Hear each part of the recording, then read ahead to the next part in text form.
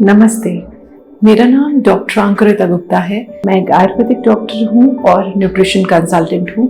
पिछले 12 सालों से मैं होलिस्टिक हेल्थ केयर में जुड़ी हुई हूँ, जिसमें मैं होलिस्टिक तरीक़ों से like Ayurvedic medicines, diet plans, naturopathy, yoga के ज़रिए लोगों का ट्रीटमेंट कर रही हूँ।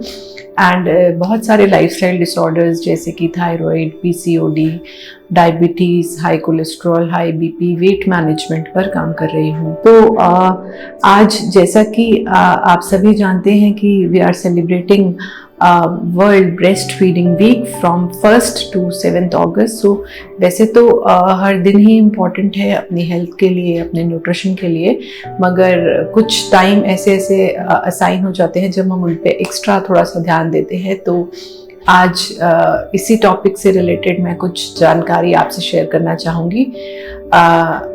आइए जुड़िए डीएनपी इंडिया के साथ, मेरे डॉक्टर अंकुरिता गुप्ता के साथ आज के सेशन में।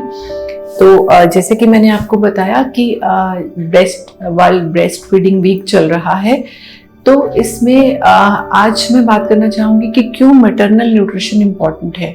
जब कोई भी लेडी माँ बनती है तो ब्रेस्ट फीडिंग क्यों इम्पॉर्टेंट है, मैटरनल न्यूट्रिशन क्यों इम्पॉर्टेंट है, आज हम उस पर बात करेंगे।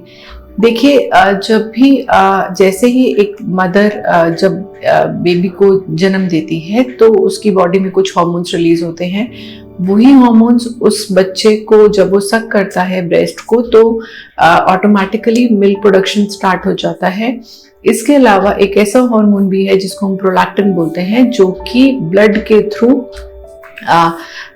जो बच्चे में जाता है और उससे लाइक जब वो ब्लड में आता है प्रोलैक्टिन विद लेक्टोजेनिक फूड्स, तो वो मिल्क प्रोडक्शन को बढ़ाता है। तो कौन से ऐसे लेक्टोजेनिक फूड्स हैं या कौन से ऐसी माँ को अपने न्यूट्रिशन पे ध्यान देना चाहिए जिससे कि उसको और उसके बच्चे को कोई भी दिक्कत ना आए अपनी लाइक आगे चलने वाली लाइफ में। एंड एक बहुत इंपॉर्टेंट फैक्ट जो ब्रेस्ट फीडिंग से रिलेटेड मैं बताना चाहूँगी वो ये है कि जो भी मदर ब्रेस्ट फीडिंग कराती है उसको फ्यूचर में chances of developing breast cancer is very very minimal.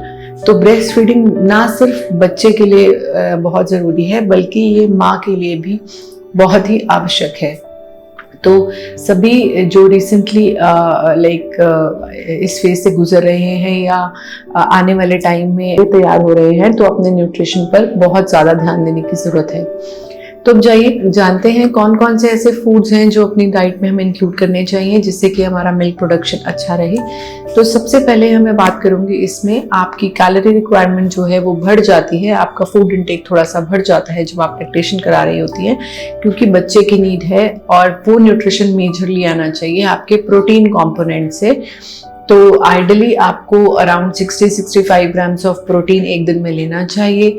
अपना liquid intake, fluid intake is very very important for the good production of milk. तो अपने आप को हाइड्रेटेड रखना बहुत ज़रूरी है।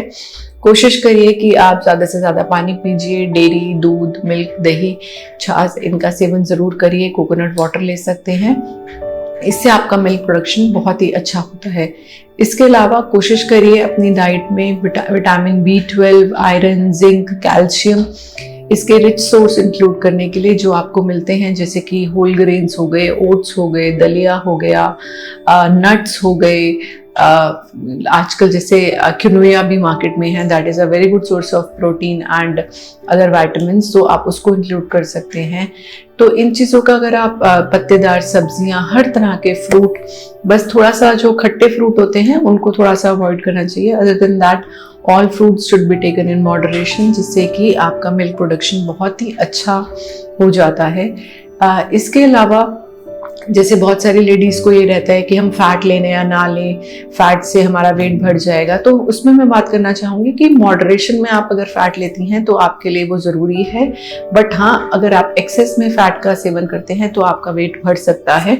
तो अपना वेट मैनेजमेंट करना भी बहुत ज़रूरी है। जैसे बहुत सारी लेडीज़ का डिलीवरी के बाद वेट बढ़ जाता है, तो आप कांटेक्ट कर सकती हैं मुझे at Ayudiet weight loss and wellness clinic. I am a weight loss consultant as I told you. और आप अपने किसी भी नियर बाय आयुर्वेदिक डॉक्टर या किसी न्यूट्रिशनिस्ट से संपर्क कर सकती हैं अपने डाइट प्लान्स को लेकर, क्योंकि आपके लिए इस टाइम पर डाइट प्लान करना बहुत ही ज़्यादा ज़रूरी है।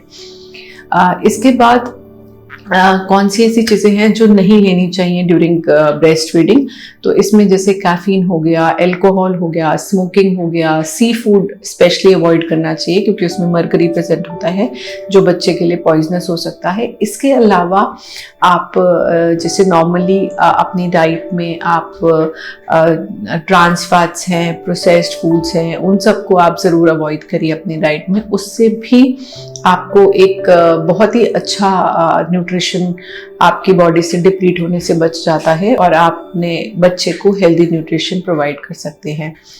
बहुत सारे लोग जानना चाह रहे होंगे कि क्या हमें नॉनवेज खाना ज़रूरी है, एग्स लेना ज़रूरी है ड्यूरिंग दिस पीरियड।